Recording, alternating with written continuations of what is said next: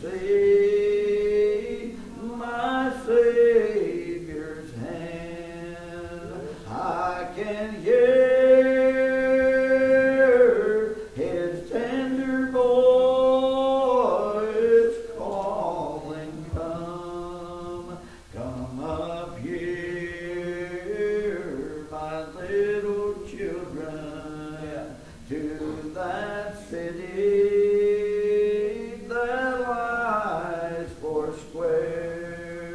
Won't be no divisions over there. And we'll all live together over there.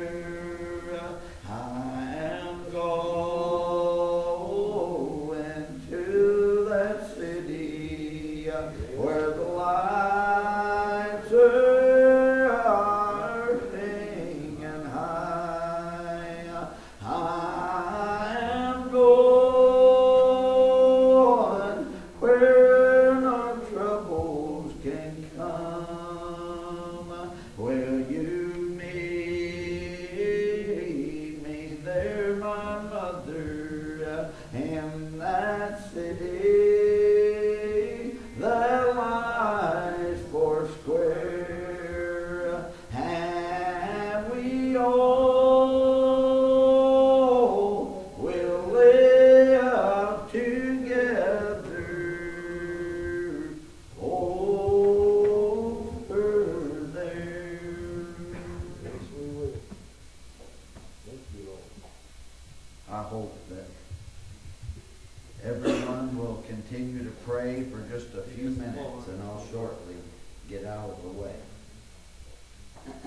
I do feel that there's been enough preaching here today to save everybody that's in this building if they're not saved, if they would just take heed to it and consider the whole matter. Many thoughts have been going through my mind, and I've wondered, God, what could I say, or what could be said that would add to this? And you know, the Bible says that God's storehouse is never empty. He's always got more, and I'm thankful for that. But I also understand that the Apostle Paul, one of the greater writers of the New Testament, that he was a man that was taught to the highest of the education system of that time.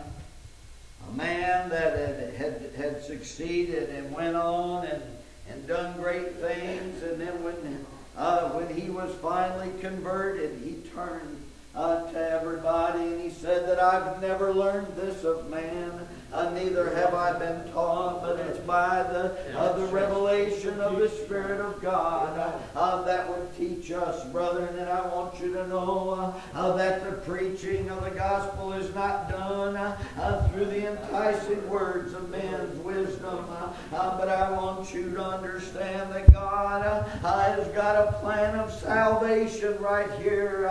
And you know, many times, no doubt, things would happen in their lives from the very beginning that they would think that God was out of control, that men, Brother Josh, had messed things up so bad that God Himself couldn't straighten it out. But I want you to understand that is not the case.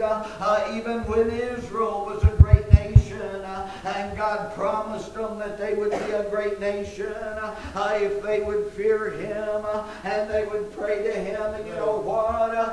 Many years after they were in their own land, brethren, and they had a king over them, Brother John, Brother Joe, that they began to forget God. They began to relax, like we all do from time to time. Life was going so good for them. Their enemies had been squashed. They were in their own land. They had plenty on every side, and they began, listen, to take it for granted, Brother Chad, and they began to get, listen, a little bit lax along the way. Oh, brethren, but God He allowed the enemy to come in and totally wipe out their city, brethren. The city of Jerusalem, their capital. Listen, and they carried away many a captive into bondage. But you know what? Oh, brethren, God promised them that they would be a great nation. Dad, listen, and whenever the troubles and calamities came, all they had to do was humble back down, Brother Joe. Oh, Lord, listen, and I can read one time where even though their whole city was destroyed, God began to work in the kings of their enemies to allow them to go back, Chad, back to their homeland and rebuild. Oh, Lord, even one old prophet, Nehemiah, listen, he began to cry unto the king of Persia, we're down here living good, but back in my homeland, listen, there's troubles on every side, Dad. Listen, and then that king of Persia began to listen to Nehemiah, and he said, you go back and you rebuild your city, you make it as secure as you can. Listen to me, brother. And you know what, Nehemiah, he went back and he began to build up the walls around Jerusalem. He had rebuilt the temple there. Listen to me. Even there was many problems with that. The enemies kept coming in and they kept pillaging them and doing all these things, brother. But I'm glad today through everything God blessed them to build up the walls, to hang the gates on that city wall. Listen, they restored the temple, Brother Chad. Listen, they even found the books of the old scrolls of Moses, brother, and they began to read them to the people, and all the people rededicated themselves. It was looking good, Brother Clyde. But there was still a problem in the land of Israel. Even though they had done all these things, yet there still was not a king to sit on the throne, Brother Josh. For many years it went that way, brother. And listen to me, but I'm glad today. My Lord never forgot his people, brother. And you know what? As we live here in this world, we ain't got a promise, Brother Chad, that we ain't going to have problems. Tabby, we have no promise that our whole life is going to go smooth along the way. Listen to me, but I'm glad that we do have a promise, brother. Just hold on just a little while longer. Hold on. Everything's going to be all right. Listen to me, Dad. Listen, that cancer may come back with a vengeance. We don't know here in this world. But you know what? If it does, Chad, even in sorrows, it's going to be all right. Because one of these days, my Lord is coming back, Brother Randall, and He's going to get us, brother, and He's going to take us away from this land of troubles and sorrows, brother.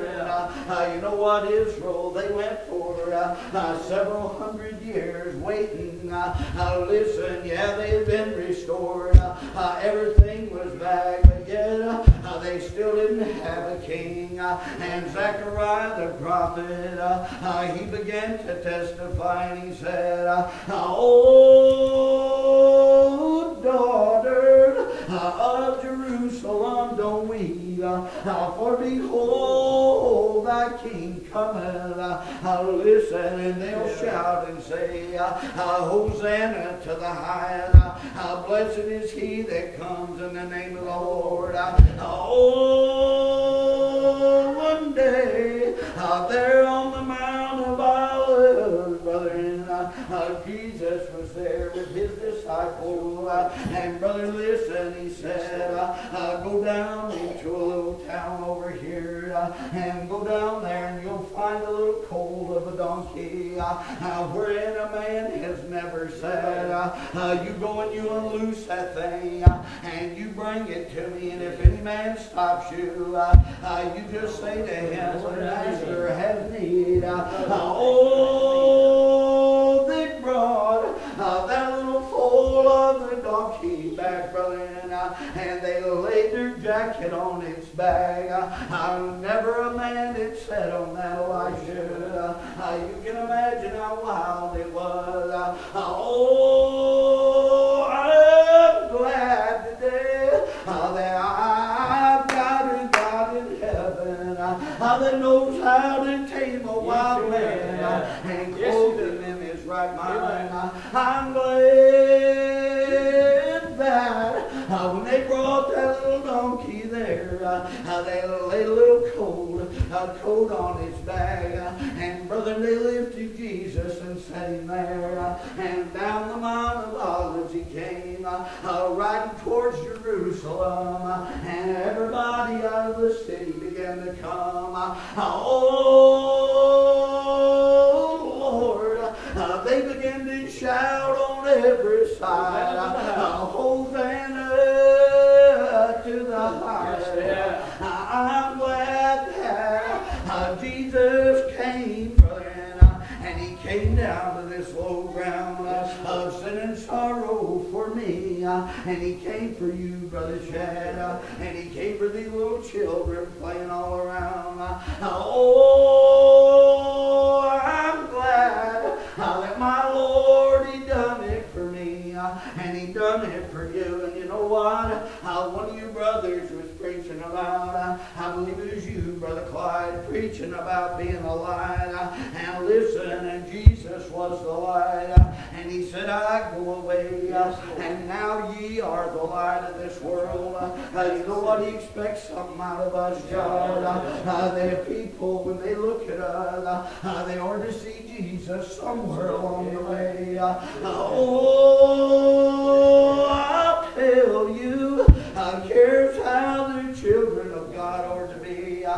There was a young woman one time, listen, had two little children, and her husband left her, and she didn't know how she was going to make it. She was barely feeding them, listen, doing the best she could, and you know what? She would go to church every Sunday. No doubt her faith began to waver a little bit.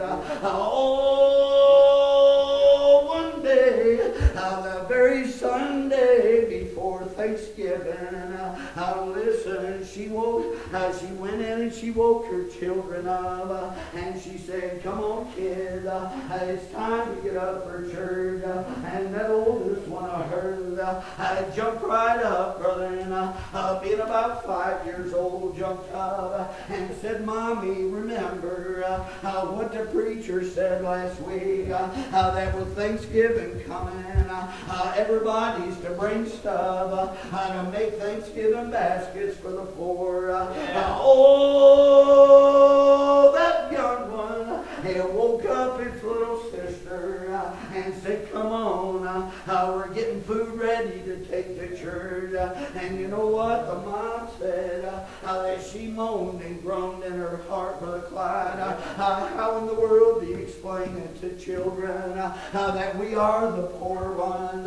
And they went in, brother, and they began to rifle through. Listen, the cupboards was about there. I was thinking of it when you was talking about your daughter, brother. Oh, I'm glad that my Lord will never leave me. He'll never never forsake me. He'll not allow his children to be on the street corner. I'm telling you what, he'll feed us somehow. I've been blessed to eat here in this church.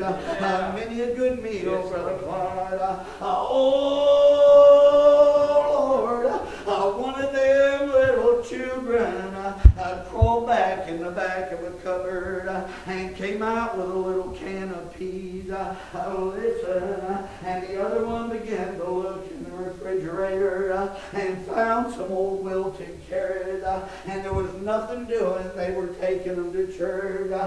She said she tried to talk to them and talk them out of doing that, but they were so proud of themselves. And you know what? When they got to church, she sat down on the back seat, and the preacher had baskets sitting here, and he called out to the congregation, if anybody else has brought food. Oh, Lord, and them two little children come crawling out of there, and you'd have thought they was bringing the fattest turkey down now, and they was carrying them carrots all bent over, and that little can of peas, Brother Clyde, as they put it in them baskets, and went back and sat down. And you know what? After church service, listen, a little while after the service was over, they was back home, and they heard a little knock on their door. She opened that door up, and in come a couple deacons, bringing baskets of food in. I'm glad that God Almighty, He fed 5,000 plus on a little mountain one time, and on 2 little fish and a little bit of bread, brother. And everybody had got done eating, guys, Jesus said, now go and gather up the remains. And they gathered up about 12 baskets full. Oh, God bless those 12 baskets. I've ate many a meal after we've had a good church service. All week long, God's blessed me to eat from that. And that sometimes when I'm in my car, traveling like you're going to be doing, I hope God will let you eat a little bit. Oh, Lord, this world, I promise you it's not my home. I'm leaving this world. This world, the older I get, listen to me, it seems like it's just troubles on every side. Sister Tiffany, you know all about troubles. Listen, with your family, leaving you here. That's what the promise of this world is. Oh, but I'm glad that I've got another promise, brother. There's a man over in Grundy, Kentucky right now, preached many a sermon, probably more sermons than I'll ever preach if I live to be 100 years old. And you know what? His brother, I'll tell this and we'll bring it to a close. Oh, Lord, his brother, listen, was a member of our church, but even before that, listen, him and his wife, they loaded up their children in their car, and they started down to the hospital in Grundy. I'm going to go see their oldest daughter. She just had a little baby, and they got in the car, and just like problems always are, the mom and dad began to fuss a little bit, and they began to argue a little bit, and listen, and Dad was distracted, and he pulled his car out in front of a big coal truck, Chad. Oh, Lord, that man said when I was laying in my seat, he said I would try to reach back to my children. I was pinned in this car. I couldn't get out, listen. When they finally got him all to the hospital room, listen, he said, this man was laying on a little bed, every bone in his, every rib bone, and he was broke. And listen, and the nurse came in and said, Mr. McClanahan, I'm sorry, but your wife, she didn't make it. And he started trying to get up off that bed. Oh, Lord, they laid him down and said, you stay right here. You might puncture one of your lungs. And in a few minutes, he was laying there praying, Robin. And in a few minutes, another nurse come in and said one of your children didn't make it. And he said he fought him and he got up right there in that emergency room. And he got out of his bed and he got down on his knees and said, oh, the Lord, he giveth, and the Lord, he taketh away. But blessed be the name of the Lord. That's a hard thing to have to pray. But I'll tell you what, brother, you just wait until that morning. Oh, Lord, just wait until that final trumpet blows. I'm going to be one in that number that's going to rise up. I'm going to be able to say, thank you, Lord, for saving me. I'm going home. Goodbye to this whole world of trouble. You brothers, go ahead and start you the song. And while they sing, I want to say one more time. Oh, the church doors, my Lord, opened about 2,000 years ago, and they're still wide open. But listen, if you've been praying and you feel like the Lord has saved your soul, and you want to come home, you want to put your light on a candlestick, joining this church ain't going to save you. Going out into the water ain't going to save you. Oh, but being born again by the Spirit of the Lord, that'll take you from this world into a better world than this one. Listen, I look around and I see so much sickness. I see everybody, even myself, getting older. But I've got a promise that in that morning, I'm going to leave this world. While they sing, I want to publish the opening of the church doors. If somebody's here and you've been battling and battling, I'm begging you, just surrender your life. Turn it over to the Lord. I promise you, He'll take care of me. Like that little parable that Brother Elisha was preaching about the good Samaritan who found the man that had been beaten and been robbed and was left perhaps dead. And you know what?